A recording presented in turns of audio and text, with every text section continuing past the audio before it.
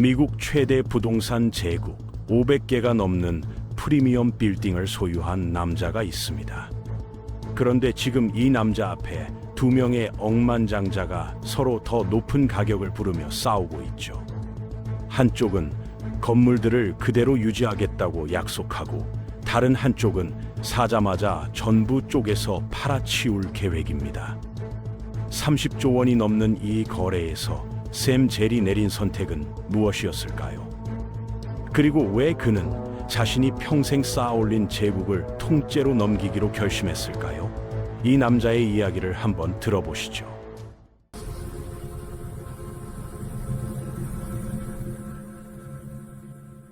샘 젤을 이해하려면 그의 시작점부터 봐야 합니다. 1939년 나치 독일과 소련이 폴란드를 둘로 쪼개버리기로 합의했을 때 이야기가 시작되죠. 샘의 아버지 버나드 젤은 그 조약을 보고 즉시 위험을 감지했습니다. 아내에게 말했어요. 당장 떠나야 해. 그때 샘의 어머니는 임신 중이었거든요. 나치가 철로를 폭격하기 직전 마지막 기차를 타고 폴란드를 빠져나왔죠. 1941년 5월 거의 무일푼으로 미국에 도착한 지 900일 만에 샘 젤이 태어났습니다. 버나드 젤은 새로운 땅에서 가족을 먹여 살리기 위해 무엇이든 했고, 샘이 12살 때 보석 사업으로 성공해서 일리노이주로 이사했어요. 어린 시절부터 샘은 남다른 사업 감각을 보여줬는데 첫 사업이 흥미롭습니다. 당시 교외 지역에서는 구하기 어려웠던 플레이보이 잡지를 친구에게 보여줬더니 얼마냐고 물었죠. 샘은 50센트에 산 잡지를 3달러에 팔았습니다. 자기가 먼저 다 읽은 후에요. 그날 그는 수요와 공급의 법칙을 처음 제대로 이해했다고 말하죠. 하지만 학교 성적은 평범했어요. 형제들은 우등생이었는데 샘은 그들을 따라잡기 위해 고군분투했거든요. 부모님은 샘이 기대에 미치지 못한다고 걱정했습니다. 그래서 샘은 아버지에게 다른 곳에서도 성공할 수 있다는 걸 증명하기로 결심했어요. 당시 한 부동산 개발업자가 15가구짜리 학생 아파트를 짓고 있었는데 샘은 즉시 돈 벌 기회라고 판단했죠. 문제는 아파트 관리에 대해 전혀 몰랐다는 겁니다. 그냥 못할 이유가 없다고 생각했어요. 간단한 브로슈어를 만들어서 건물주에게 찾아갔고, 놀랍게도 경험이 전혀 없는데도 고용됐거든요. 샘은 다른 부동산 관리자들이 모르는 걸 알고 있었습니다. 바로 고객이 누구인지를요. 학생으로서 그는 젊은이들이 어떤 주거 환경을 가장 좋아하는지 정확히 알았죠. 동급생과 낡은 가구를 치우고 스칸디나비아 스타일의 현대적인 디자인으로 내부를 재설계했습니다. 결과는 대성공이었어요. 그의 아파트는 학생들 사이에서 엄청나게 인기를 끌었고, 대학 졸업할 때쯤 이미 아파트 관리로 꾸준한 수입을 올리고 있었습니다. 하지만 샘은 이런 돈으로는 절대 부자가 될 수 없다는 걸 알았죠. 자기 소유의 부동산을 사기 시작해야 했어요. 그래서 로스쿨에 진학했는데 변호사가 되고 싶어서가 아니라 만약 사업이 안 되더라도 먹고 살 수 있겠다는 보험 차원이었습니다. 로스쿨 다니면서도 부동산 사업을 계속했는데 19,500달러에 3가구짜리 아파트를 샀어요. 학생들이 좋아할 방식으로 리모델링해서 월세를 2배로 올렸죠. 1966년 로스쿨을 졸업했을 때 그는 24살이었는데 은행에 25만 달러가 있었고 그해 15만 달러를 벌었습니다. 로스쿨 학위를 받은 후 시카고의 모든 로펌에 지원서를 냈는데 인상적인 부동산 거래 이력이 최고 로펌에 쉽게 취직해줄 거라고 믿었어요. 44번의 인터뷰에서 43번 거절당했습니다. 마침내 한 로펌 대표가 말했죠. 우리는 절대 당신을 고용 안 해요. 3개월 있다가 떠나서 부동산 사업할 게 뻔하니까요. 그 말이 맞았습니다. 결국 가족 연줄로 직장을 구했지만 단 4일 만에 그만뒀어요. 큰 그림을 보는 사고방식을 가진 사람으로서 자신은 절대 변호사감이 아니라는 걸 깨달았거든요. 부동산을 전업으로 하기로 결정했지만 샘 젤은 자기 돈만 걸 생각이 없었습니다. 사업에서 성공하려면 규모를 키워야 한다는 걸 알았고, 그건 다른 사람들의 돈을 레버리지하는 것도 포함됐죠. 이미 대학가 부동산으로 꽤 성공했기 때문에 미국 전역의 소도시 대학들이 성장하고 있다는 걸 발견했습니다. 1966년 아버지를 포함한 20명의 부유한 투자자들로부터 충분한 자본을 모았죠. 첫 번째 건물은 톨레도 대학교 옆 99가구짜리 아파트였는데 $100만 투자였고 최악의 경우 8%, 상승 가능성은 19%였습니다.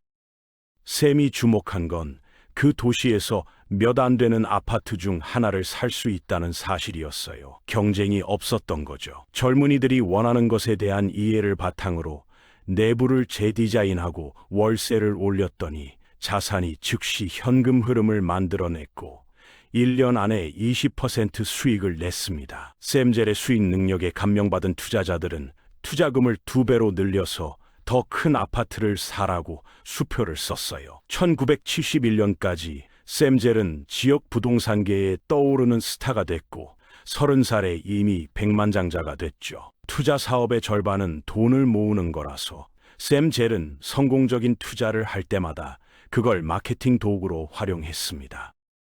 1970년대는 극적인 경제 변화의 시대였고 부동산 투자 신탁 발명으로 혁명이 일어났어요. 전 세계에서 자본이 리츠로 쏟아져 들어오며 전례 없는 호황을 만들었죠. 변호사 그만두고 산업에 합류한 샘젤은 부동산 불을 타고 수억 달러 가치의 포트폴리오를 구축했습니다. 세상 꼭대기에 있을지 몰라도 국세청이 그를 겨냥하고 있다는 건 몰랐어요. 1970년대 중반 샘젤이 네바다주 리노에서 고층 호텔을 인수하는 작업을 하고 있었는데 세금이 복잡했습니다. 몇 년 후 그의 처남의 로펌이 국세청 조사 대상이 됐고 샘과 처남 모두 세금 사기 혐의로 기소됐어요. 샘젤의 부동산 제국이 그 어느 때보다 취약해진 순간이었죠. 결국 샘젤은 기소 없이 기각됐지만 처남은 그렇게 운이 좋지 않았습니다. 국세청에 기소당한 기록은 영원히 샘젤의 이력에 남았지만 그는 이를 극복하겠다고 맹세했어요. 부동산 사업을 키우려면 더 큰 프로젝트를 위한 돈을 더 많이 모아야 했는데 국세청과의 마찰이 잠재 투자자들을 회의적으로 만들었죠. 설상가상으로 1970년대 중반까지 부동산 시장이 과포화 상태가 되면서 수익성 있는 투자를 찾기 어려워졌습니다. 그러자 젤이 상상도 못할 행동을 했어요. 부동산 구매를 완전히 중단해버렸죠. 부동산 시장이 공급 과잉 상태라고 판단했거든요. 샘젤은 항상 대담한 위험 감수자였지만 동시에 실전 경험으로 부동산을 아는 매우 실용적인 투자자였어요. 하지만 정말로 그를 차별화하는 건 자기 관점에 대한 확신을 가질 수 있는 능력이었습니다. 부동산 시장이 붕괴하자 샘젤은 즉시 매수에 나섰고 채무 불이행 직전에 부실 부동산들을 단돈 $1 계약금으로 인수했죠. 1974년에서 1977년 사이 대략 $40억 규모의 자산을 매입했습니다. 그의 대담한 행동과 영리한 금융 구조가 성과를 냈고 투자자들이 다시 그와 함께하길 열망했어요. 1980년대 중반까지 샘젤은 부동산 투자 강자가 됐고 연간 수억 달러를 벌어들였죠. 부실 부동산에 투자하는 건 천재적인 선택이었는데 샘젤은 문득 궁금해졌습니다. 나쁜 부동산을 되살릴 수 있다면 나쁜 회사도 되살릴 수 있지 않을까? 1980년대는 기업 사냥꾼들의 시대였어요. 금리를 낮추고 법인세를 내리면서 기업들은 쉬운 돈으로 넘쳐났죠. 20년간의 기회주의적 거래를 통해 샘젤은 저명한 부동산 투자자가 됐고 연간 수억 달러를 만들어내는 포트폴리오를 소유했습니다. 하지만 더 큰 야망이 있었죠. 1969년에 설립된 아이텔은 항공기, 철도, 화차, 해운 컨테이너를 소유한 리스 회사였는데 경영진이 회사 자원을 낭비하기 시작했습니다. 1981년 파산 신청을 했다가 1983년 챕터 10에서 벗어났지만 미래는 불확실했어요. 샘젤은 물리적 자산에 대한 강한 선호를 발전시켰고 아이텔은 유형 자산이 많은 회사였죠. 회사 지분 5%를 산 후 이사회에 자리를 달라고 요청했지만 거부당했습니다. 샘젤은 싸움에서 물러날 사람이 아니었어요. 즉시 회사 지분을 22%까지 사들였고 적대적 입찰을 시작했죠. 1년 후 성공적으로 회사를 인수하고 회장 겸 CEO가 됐습니다.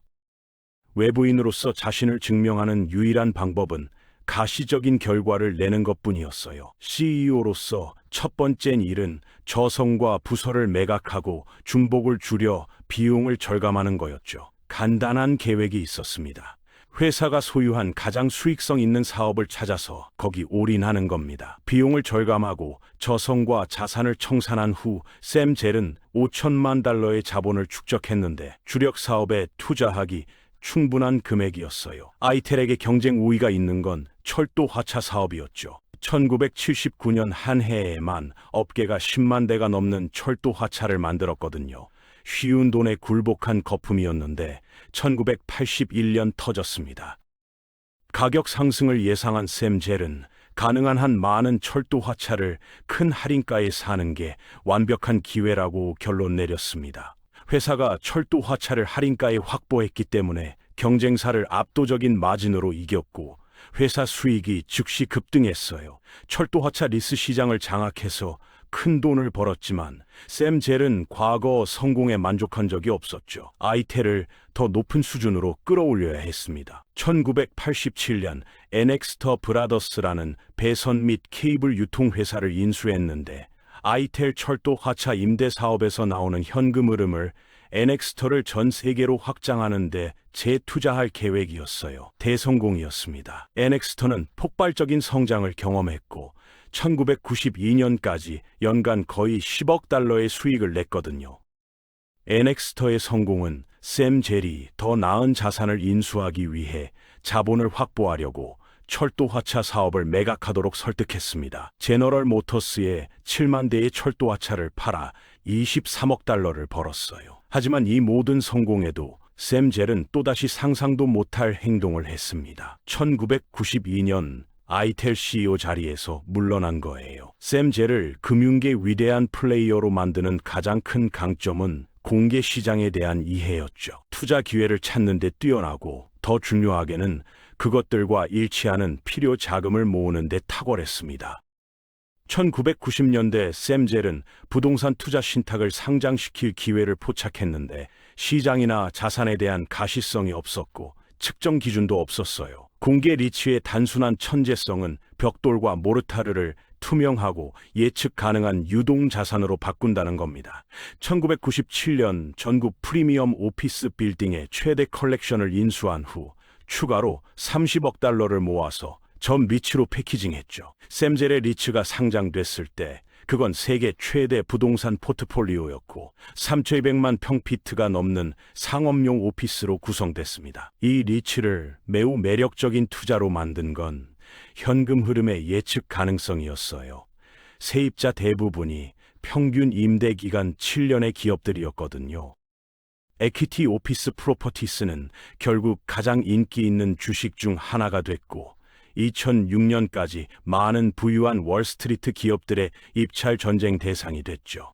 샘 젤의 업적에 대한 거대한 찬사였고 금융계에서 가장 강력한 세력 중 하나라는 그의 위치를 공인한 겁니다. 하지만 거인도 실수를 하고 샘 젤은 경력에서 가장 힘든 도전에 직면하려던 참이었어요. 2006년 트리뷰는 159년 된 미디어 대기업으로 시카고 트리뷰, LA 타임스의 대주주였습니다. 인터넷 때문에 뉴스 산업이 적응하기 위해 고군분투하고 있었고 여러 번 사모펀드 회사에 팔려고 시도한 후 트리뷴 이사회는 뜻밖의 구매자에게 눈을 돌렸죠. 샘 젤은 이 미디어 브랜드들이 장기적 가치를 지니고 있다고 판단했고 자신의 손길로 이 가치를 끌어낼 수 있다고 봤어요. 회사를 비공개로 전환할 차입 매수 거래를 제안했습니다. 샘 젤의 접근법은 간단했어요. 중복을 제거해서 비용을 절감하고 그 절감액을 성장 기회에 투자하는 겁니다. 트리뷴을 인수한 타이밍이 최악이었죠. 2008년 초였거든요. 한때 자신을 무덤 춤꾼이라고 불렀던 샘 젤의 $83 트리뷴 매수는 12월 출판사의 파산으로 끝났어요. 2008년 주택 위기가 전체 신문 산업을 무릎 꿇렸고 기업들이 고군분투하면서 광고 예산을 먼저 삭감했습니다. 수년간의 기업 전쟁을 통해 샘 젤은 원하는 걸 얻는 데 익숙해졌지만 이번엔 지금까지 만난 것보다 더 강력한 힘과 맞서고 있었어요. 트리뷰 실패는 시장이 가장 똑똑한 사람도 바보처럼 보이게 만들 수 있다는 걸 일깨워줬습니다. 트리뷰 컴퍼니를 했을 때 3억 달러를 잃었는데 성공했다면 50억 달러를 벌었을 거라고 샘 젤은 말하죠. 위험 보상 비율이 마음에 들었다고요. 다시 하겠냐고 물으면 그렇다고 답합니다. 샘 젤의 시대가 끝났을지 모르지만 헨신 사례도 은퇴를 거부해요. 샘 젤은 허튼 소리 없는 목표 달성자입니다. 아마도 9세대 투자자들을 가장 잘 대표하는 인물일 거예요. 기회주의적 자본가로서 샘 젤은 정말로 누구보다 시장 게임을 잘했던 겁니다.